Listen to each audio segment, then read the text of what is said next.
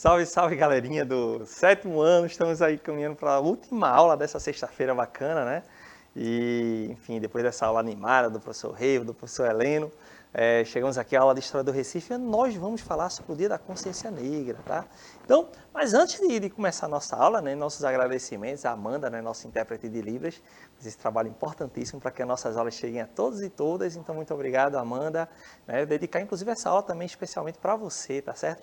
E meu camarada chicleteiro, professor Luciano, que vocês conhecem muito bem, professor Luciano. Tamo junto, gente. Para mim, você não queria falar hoje, estava economizando voz aqui. Não.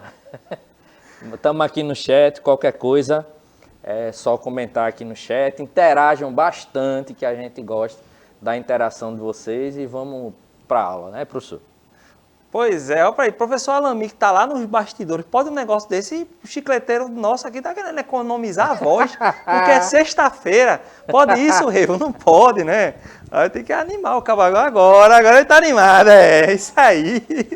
Vamos embora. Gente, ó, é o seguinte, a nossa aula hoje ela é dedicada justamente ao Dia da Consciência Negra, né? E aí nós temos falado um pouco sobre isso, né? Amanhã é a celebração do Dia da Consciência Negra, então por isso a gente vai fazer algumas reflexões hoje sobre o Dia da Consciência Negra, envolvendo a história do Recife. E aí a grande questão é, o que você sabe sobre o Dia da Consciência Negra? O que você conhece? O que debates estão sendo feitos na sua escola, né, no seu bairro? O que você tem acompanhado aí na TV? É verdade que aparece um bocado de gente contra o Dia da Consciência Negra, começa logo a postar aquele negócio, não tem Dia da Consciência Negra, tem Dia da Consciência Humana, essas besteiras aí, que na verdade é uma forma de negar a importância do Dia da Consciência Negra. É importante sim, tem que ser debatido sim, a gente tem que conhecer melhor o porquê do Dia da Consciência Negra sim. E é justamente esse o nosso propósito, né? Então, na aula passada, nós só organizando aqui a casa, né? Na aula passada nós estudamos o Recife nas décadas de 1930 e 1940, destacando as reformas do governador Agamenon Magalhães e mostrando para vocês que, né, são reformas excludentes. A gente falou inclusive sobre, né, a liga contra o Mucambo, né, na aula passada, e o nosso robozinho estava dizendo aí, né, olha, a gente vai conhecendo mais a história do Recife. Então, nas nossas aulas, na minha aula, do professor Luciano, do sexto ano, né, a gente conhece mais sobre a história da nossa cidade, sobre o nosso patrimônio, enfim, tá? E o nosso objetivo de hoje, é o seguinte, a gente vai estudar, né, o Dia da Consciência Negra, sua importância para pensar a nossa sociedade. O nosso robozinho está dizendo aí que está pronto, né? Isso aí, né? Está pronto. O robozinho parece que está com mais coragem do que o professor Luciano aqui no começo da aula, o professor Luciano aí, ó. Inclusive, gente, quem quiser falar conosco aqui, o professor Luciano, estou brincando, o professor Luciano está cheio de energia, tá certo? Ele está aqui, ó, acompanhando o pessoal no chat. Então, quem quiser, ó, tá aqui, ó, os nossos QR Codes estão aí para vocês fazerem a leitura, tanto o sistema Android quanto o sistema iOS, tá certo? Então, basta fazer a leitura, vai ser direcionado, baixa o aplicativo, fala aqui conosco e ainda pode assistir a nossas aulas sem precisar de usar a sua internet. Quer economizar a internet? Não tem Wi-Fi? Não tem problema. O nosso aplicativo funciona assim, a internet já é garantida pela Prefeitura do Recife, tá bom? Então é isso, gente, vamos embora. Então, falar aí sobre o Dia da Consciência Negra, tá certo? Então, é o que eu coloco aí para vocês, ó. O dia 20 de novembro representa um marco nas lutas contra a discriminação racial e as diversas formas de desigualdades que recaem sobre a população negra. Quando eu falo sobre essa questão da discriminação racial, a gente tem, de fato, como, né, o principal elemento a representação do racismo, a prática do racismo, que é um tipo de violência, né, porque a gente sabe que existem várias formas de violência, quando não física, que muitas vezes o racismo leva à violência física, mas uma série de violências simbólicas, né, que diminui o ser humano, que tenta colocar num degrau abaixo. Historicamente, esse racismo foi construído, né, justamente enfatizando a cultura branca, colocando ela como superior, o fenótipo, ou seja, as características físicas como superiores, como melhores, como mais bonitas, ao mesmo tempo que inferioriza, diminui, né, as culturas, os povos, os aspectos físicos do negro, da negra. Então, isso foi feito ao longo da nossa história. Nós somos um país que vivenciou mais de 300 anos de escravidão. Então, esses impactos, né, eles acabam, né, enfim, ainda influenciando, esses elementos acabam influenciando a nossa sociedade hoje. Então, é preciso a gente combater isso. É preciso a gente repensar essas relações. É preciso olhar para as pessoas com outros olhos, né, desprendidos desses problemas do passado, né, e que ainda influenciam muito a nossa sociedade hoje. Então, o Dia da Consciência Negra ele aparece como um marco, como uma data, né, que ela vai significar uma história de luta e colocar na mesa um debate que precisa ser feito sempre, claro, né? Mas é um dia que a gente, assim como o Dia da Mulher, né? A gente precisa de tem que ser vivido cotidianamente, mas que tem um dia especial para a gente dizer assim, olha, só para lembrar, né? Mais uma vez, enfatizar, juntar todo um processo que a gente está realizando ao longo do ano inteiro, das nossas vidas de luta, né? Para dizer assim, olha, esse marco aqui é de um momento muito importante, é de uma luta muito importante, que é contra o racismo e todas as formas de violência contra a população, contra as pessoas pretas, tá certo? Então, essa é a nossa questão aqui, tá? E aí, como eu coloco para vocês, é uma data, é um debate fundamental e que deve ser feito todos os dias, né? Então, quando a gente fala do Dia da Consciência Negra, como eu disse, é um marco, não quer dizer que outros dias a gente não tem que debater. Então, na escola, no trabalho, nas ruas, enfim, em todo lugar, não é? A gente tem que estar combatendo o racismo todos os dias. O racismo dos outros, né? As reminiscências, né? Ou seja, aquilo que ainda sobra em nós também, a gente precisa estar sempre pensando sobre nossas falas, né? Sobre nossas práticas, sobre as manifestações do racismo, como, por exemplo, o racismo recreativo, que é uma expressão do racismo que está tão presente nas escolas, por exemplo, que aquelas coisas que parecem engraçadas, aquelas piadinhas que as pessoas gostam de fazer, que são racistas, que mexem com a característica física, mexem com o cabelo, com a cor da pele, né, enfim, os diversos aspectos do corpo. Então, isso tem que acabar. Então, a gente precisa pensar sobre isso. Então, todos os dias, por isso que o Dia da Consciência Negra marca uma luta que é realizada ao longo das nossas vidas, durante o ano inteiro. E tem que ser assim, tá bom? Bom, gente, e aí, para falar do Dia da Consciência Negra, a gente precisa também saudar o movimento negro, né? O movimento negro que no Brasil, ele começou a se articular lá na década de 30 do século XX, por volta de 1930, e a partir dali é um movimento que vai ganhando força, né? Marcado por avanços e por recuos, né? Não só no Brasil, mas no mundo todo. A gente tem, por exemplo, a grande força do movimento negro nos Estados Unidos, no meio do século XX, na década de 50, onde a gente, né, traz figuras como Martin Luther King, como Malcolm X, a Angela Davis, né? Então, enfim, grandes personalidades que, inclusive, convido vocês a pesquisarem, né?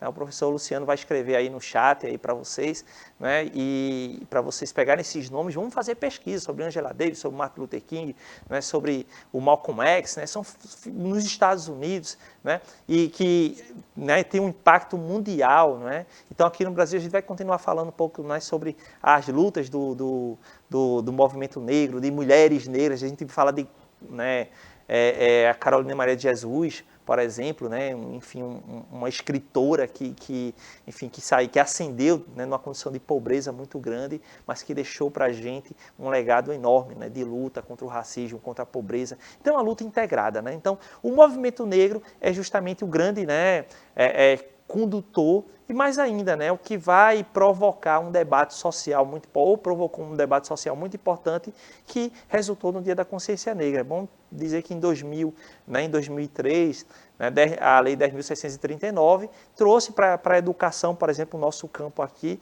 né, a necessidade nossa, lembrou para a gente a importância de falar sobre a história da África, dos povos africanos, da cultura afro-brasileira, mais tarde também da cultura e história indígena. Então, hoje a gente precisa cada vez mais estudar isso, porque é uma parte de nós, né? Então, dos nossos pilares formadores da nossa sociedade. Então, a gente precisa, né, pensar e estudar mais, né, sobre essas temáticas, sobre essas experiências, para nos conhecer melhor, porque até então nós éramos e ainda somos, até certo ponto, um povo que olha para o espelho e só consegue observar uma parte de nós. né, que é essa cultura branca, europeia, cristã, e precisamos pensar as outras experiências dos muitos povos africanos que compuseram a sociedade brasileira, dos muitos povos indígenas. Né? Então, o movimento negro tem esse papel, né, de chamar a atenção, de provocar esse debate, de lutar, não é, de não aceitar nenhum tipo de discriminação racial.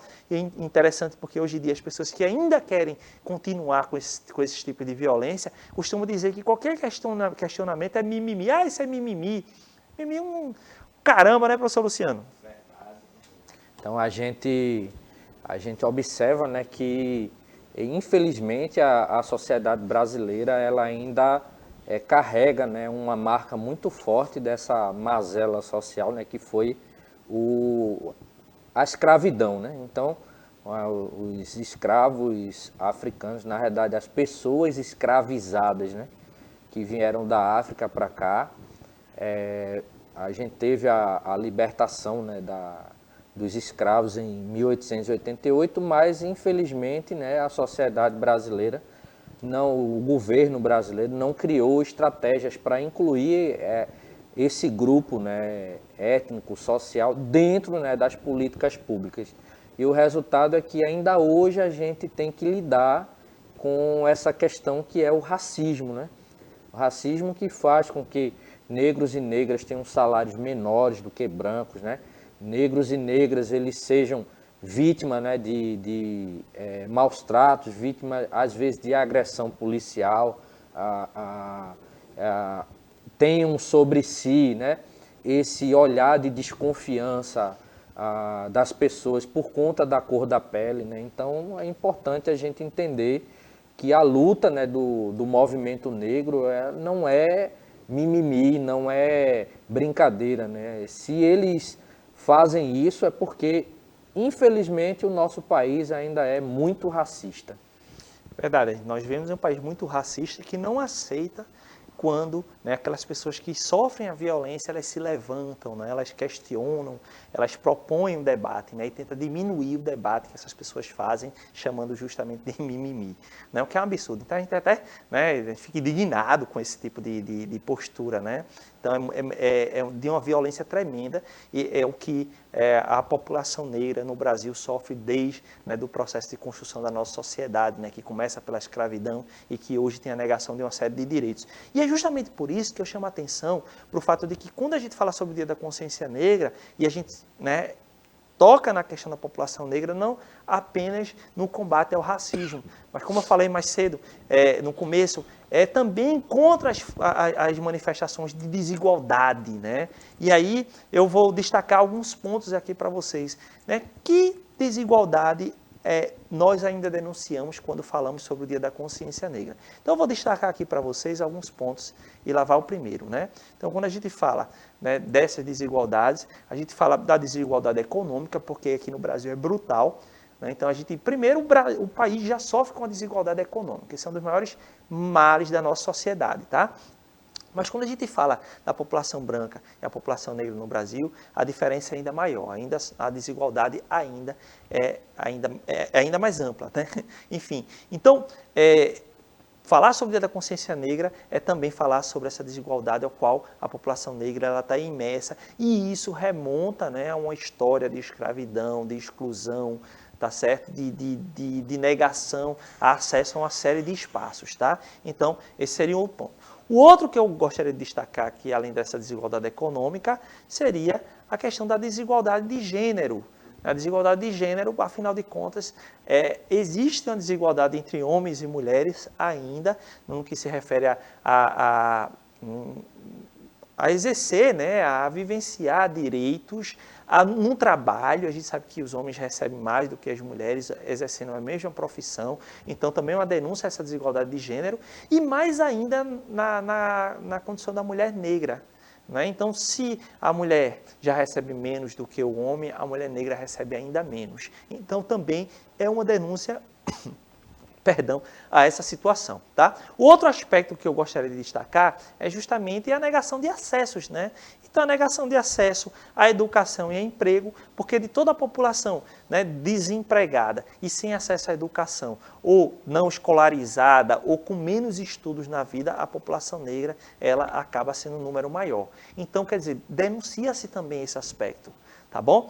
E, por fim, eu gostaria de destacar também, né, o acesso à saúde e moradia, justamente que é a população negra que mais sofre com o não acesso à saúde e também a falta de uma habitação. Então, gente, ó, eu estou colocando um quadro para vocês, né? Veja que esse é um quadro amplo, existem outros problemas que a gente poderia trazer aqui, enumerar para vocês, mas eu estou colocando aqui alguns aspectos que o Dia da Consciência Negra também serve como um ponto de reflexão, porque são problemas da sociedade brasileira que gritam, né? São problemas que a gente precisa enfrentar, mas que de todos a população negra ela está, não é, ainda sofre ainda mais. E aí a gente vai tocar ainda na questão, a gente pode tocar ainda na questão da violência, porque a gente tem, por exemplo, um número de assassinatos enorme entre jovens, infelizmente, né, um dado terrível, inclusive, e está muito, de algum modo, incentivado, né, ou tem como causa, né, a questão das drogas, e inclusive serve sempre como um recado que eu dou nas nossas aulas, né? Gente, tem muito cuidado, né? O mundo das drogas ele não leva para nada que seja bom, então é importante que a gente se coloque sempre muito distante, né, das drogas. A gente tem nas nossas comunidades, infelizmente, né, uma presença marcante do tráfico, que às vezes, né, acaba inserindo jovens, né, um número cada vez maior de jovens, e esses jovens, infelizmente, acabam, né, sendo assassinados, né, sendo presos, né, justamente porque, infelizmente, é o caminho que essas drogas levam. Então a gente precisa recusar isso, passar bem distante disso e procurar outros caminhos, e é justamente isso que a gente tem que sempre colocar na cabeça da gente, sempre trabalhar isso, tá? E aí, infelizmente, é a população negra, de jovens negros, que são mais assassinados no Brasil, que são mais presos no Brasil, né? Então, em todos os quadros, a situação é sempre pior para a população negra. Então, por isso, o Dia da Consciência Negra serve para a gente alertar também, questionar, discutir essas questões, tá bom? Então, gente, mas há outros pontos que eu gostaria de chamar a atenção aqui. Por que o dia 20 de novembro, né? Já que é o dia que a gente vai celebrar, vai ser amanhã, né? Então a gente está antecipando aqui, mas amanhã é o dia da celebração do Dia da Consciência Negra. Por que o dia 20 de novembro, professor? Então é isso que a gente vai colocar aqui, né? Então 20 de novembro, né, marca a data da morte de Zumbi dos Palmares, que viveu entre 1655 e 1695. Zumbi foi líder de um dos mais conhecidos quilombos da nossa história, né? Então, o Quilombo dos Palmares, que ficava na antiga capitania de Pernambuco, atual território de Alagoas. Gente, o Quilombo dos Palmares foi um dos maiores símbolos da luta, né, contra o sistema escravocrata, né, português aqui no Brasil, né? Aquele Brasil colonial, né, se aproveitou das guerras holandesas e tal, e foi só se ampliando. Por que a escolha do Zumbi dos Palmares? É justamente porque é o seguinte: o movimento negro, né, que fez essa escolha, poderia escolher muita gente, né? A gente tem o Luiz da Gama, o Joaquim, o Rebouças, né? Depois me ajuda aí, Luciano, para a gente lembrar de vários nomes que, inclusive, a gente tem trazido aqui para as nossas aulas, né? André Rebouças, que a gente trouxe na aula passada, né? O Luiz da Gama. Nós temos várias, né, pessoas negras que tiveram um papel importante na história do Brasil, tá certo? Então, poderiam escolher todas as outras pessoas que são muito importantes. Mas o Zumbi, ele representou justamente a luta, né? Então, a escolha do Zumbi está ligada a isso, a luta, né? A resistência. A resistência, o que era mais pesado naquele período, que era a escravidão, né? E a todo aquele processo de violência. Daí que é muito simbólico quando o movimento escolhe o símbolo da luta. Não que os outros não tivessem lutado, né? Então Luiz da Gama, André Rebouças e tantos outros lutaram também, né, contra a escravidão, cada um a seu modo. Mas o Zumbi foi uma figura realmente de muito destaque, que acabou sendo assassinado, né, depois de todo o processo de disputa, de batalhas, né, contra as companhias portuguesas, as tropas portuguesas, luso-brasileiras, enfim. E aí é importante que esse símbolo ele permaneça muito vivo né, já que ainda temos muito o que combater, né? A gente tem falado aqui sobre o racismo e sobre as outras manifestações de violência contra a população negra, então, né, com o espírito do Zumbi dos Palmares, né, com a garra, a vontade, né, de enfrentar esses problemas. Professor Luciano, alguma questão, professor? Não, o pessoal tá fazendo algumas perguntas aqui. O Diogo, ele perguntou sobre o Nelson Mandela. Nelson Mandela lutava contra o racismo, né? Aí a gente respondeu aqui. Indicamos aqui para eles, né, para elas alguns nomes, né? O Martin Luther King, Angela Davis, Malcolm X, o próprio Zumbi dos Palmares, Nelson Mandela, a cantora, né, Elza Soares, lembrar, eu fiz a indicação aqui, vocês podem depois pesquisar no YouTube, né, e ouvir a canção da Elza Soares, né, chamada A Carne, né? É uma canção muito interessante, né, que vai trabalhar essa dinâmica do racismo. Outro personagem que eu indiquei aqui, o companheiro de luta do Nelson Mandela, o bispo anglicano Desmond Tutu, então lutaram bastante, né, contra o regime do apartheid lá na África do Sul, que era um regime, né, racista. Então, assim, né, a turma tem participado aqui. Só aproveitar para lembrar, né, eu não sei se o professor Henrique vai tocar nisso, mas lembrar que o Quilombo de Palmares, né, ele estava localizado ali na região da Serra da Barriga. É um território que pertence hoje ao município, né, de União dos Palmares, que faz parte do estado de Alagoas, né? Só que na época, né, o Quilombo de Palmares ele estava localizado na capitania de Pernambuco, né? A capitania de Pernambuco tinha territórios, né, professor, que iam para além do estado de Pernambuco, São Francisco, né? Então, só lembrar isso, né?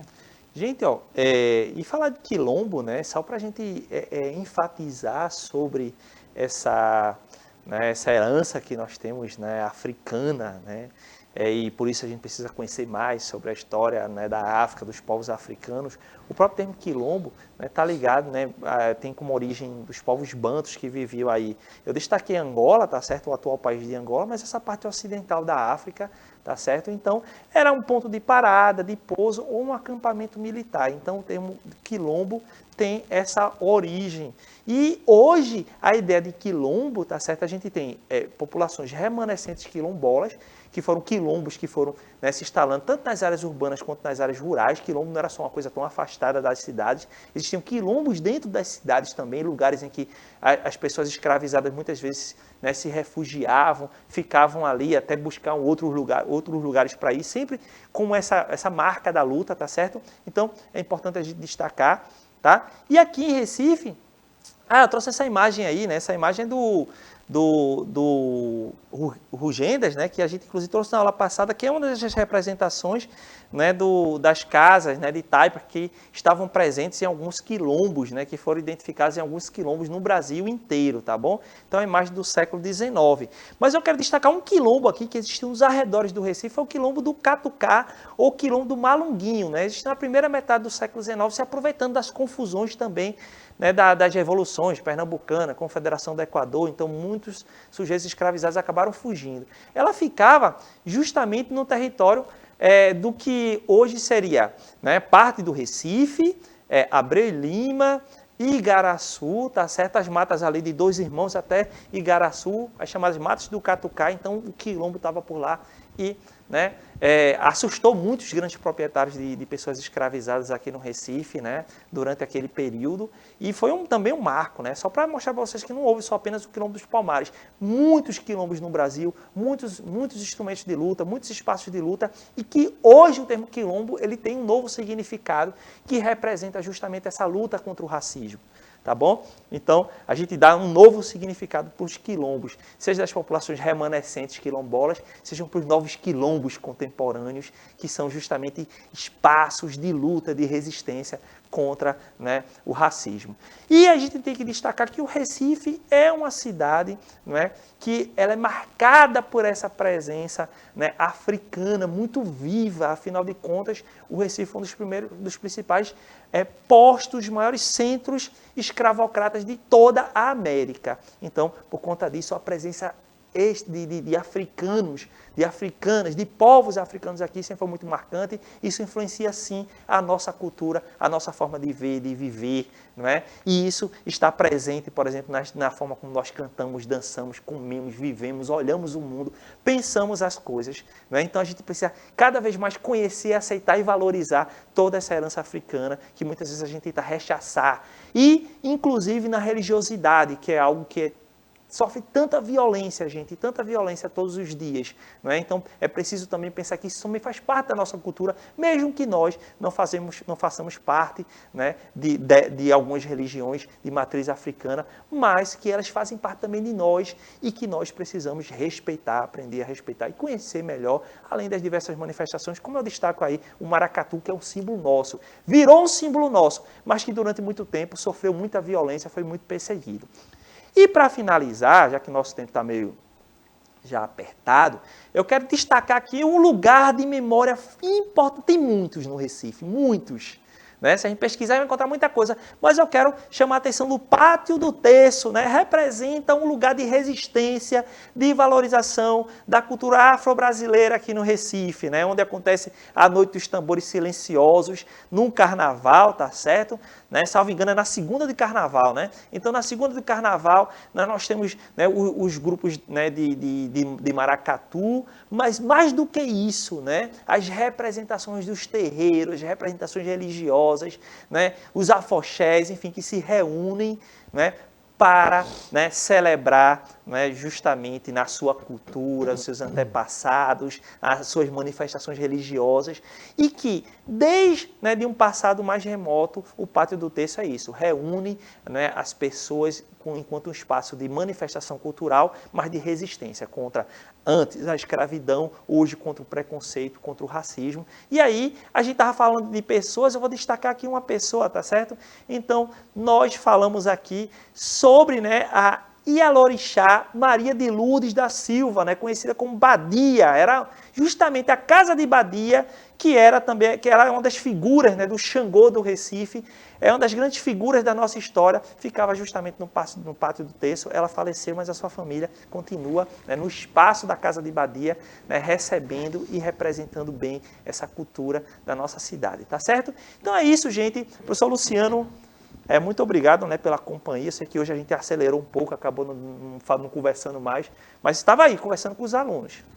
Só uma coisa muito importante para dizer para vocês depois da aula. Sextou, gente!